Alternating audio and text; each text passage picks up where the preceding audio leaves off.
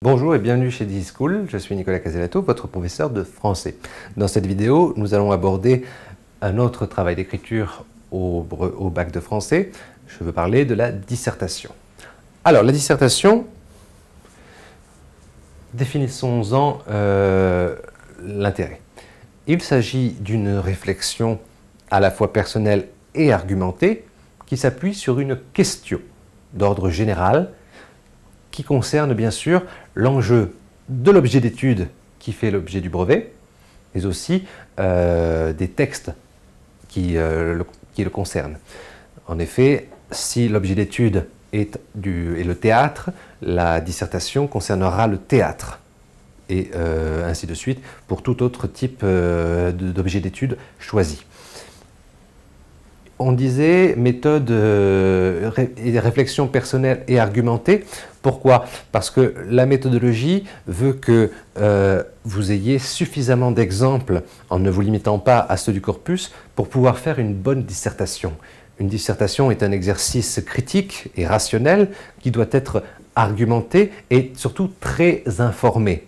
C'est pourquoi une seule limitation à des exemples pris dans le corpus, s'ils sont bienvenus, risque de rendre votre dissertation assez maigre parce que vous ne prendrez pas appui sur d'autres exemples pour étayer suffisamment votre plan et votre problématique. Car comme le commentaire, la dissertation est un exercice construit et cohérent.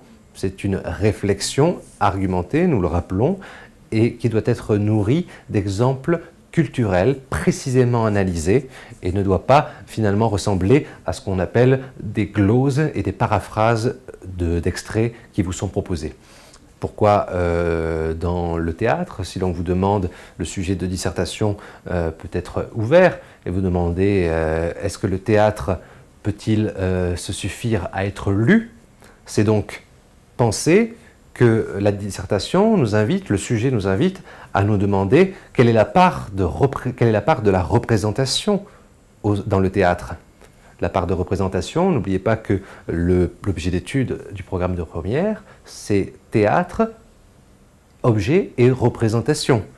Pensez donc à vous armer de toute votre culture et de toutes vos lectures et ne pas vous suffire au seul corpus. Et c'est la difficulté de l'exercice de la dissertation, que de faire appel de façon la plus cohérente possible à cette culture qui vous permettra d'étayer tous vos exemples, de les appuyer, si bien que vous aurez assez de matière pour pouvoir à la fois construire un plan et répondre à une problématique précise qui englobe tous les problèmes soulevés par le sujet.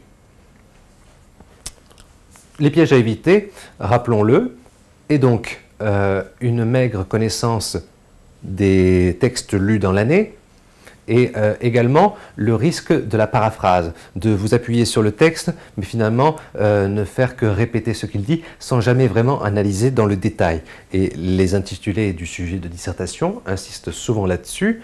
Vous appuierez votre réflexion sur des exemples précis tirés des textes et des œuvres ou de vos lectures personnelles vues en cours, des exemples précis. Donc la dissertation ne peut souffrir d'à peu près, c'est une construction argumentée et logique. Et votre plan doit pouvoir y répondre pour montrer finalement en fin de partie, souvent dans la deuxième ou dans la troisième partie, une ouverture par rapport au sujet.